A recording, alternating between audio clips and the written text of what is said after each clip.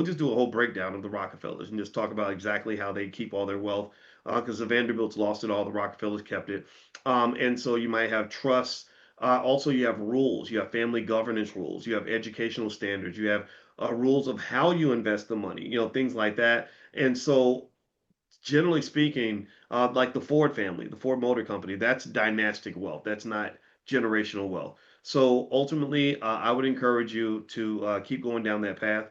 And remember that $1 million now it's supposed to be $10 million 20 years from now, which is supposed to be $100 million maybe 40 years, 50 years from now, which is going to be $1 billion by the end of this century. So congratulations on starting your family down the path toward billionaire status. That is going to happen I if love you that. I love position that. And everything. I'm very interested in seeing what a dynastic plan looks like. I know I've started one of my own.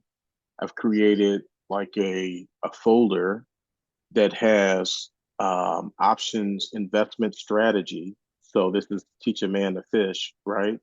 And Mhm. then along with it, I used AI to create the contingency of the trust. And it's still a work in progress because I'm learning more and more. And then the other thing in it are little notes from me and you know my late wife, just interspersed in there because we want them to know something I heard you say that I thought about you long before you were born. And so I just want to personalize this notebook so that it goes down to generations. It gives them wealth, it gives them a plan to retain the wealth, and it has the wealth of love from my wife and I. Yeah, you should do all these things. You have every right to, set up that proper memorial for for yourself and your wife. Like we're all gonna be where living where your wife is at, at some point in the future. And so, my view is that I think you should have some documents where or some stuff that's like you. Maybe you do some videos or something, and you put it with the trust, or write a book or something with some simple rules of wealth or whatever. Just some stuff where it's like some guidelines, some principles, because you're the mastermind, you're the godfather. You don't see yourself that way, I'm sure, but that's what you are. They're gonna 50 years from now, they're gonna look back and say, okay, this is where it started.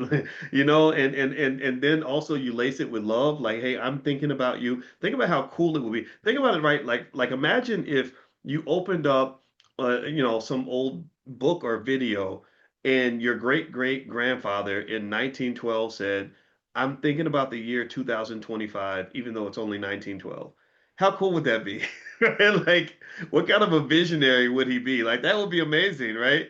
Because nobody was thinking about 2025 in 1912, right? So if you say this is for my descendants in the year 2150 or 2110 or just something really cool and trippy like that, I just think that will be fun, right? And I just think that will be very inspirational for everybody that comes behind you, right? So and it would set a standard. It sets a standard on and I think letting them know what the values are, right? The values are to preserve the wealth and to grow the wealth, and then you can enjoy the wealth. But these are the things. This is how we do things in our family.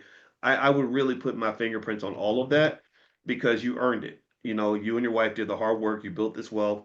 You don't just protect it with um, diversification and insurance policies. You protect it with your principles.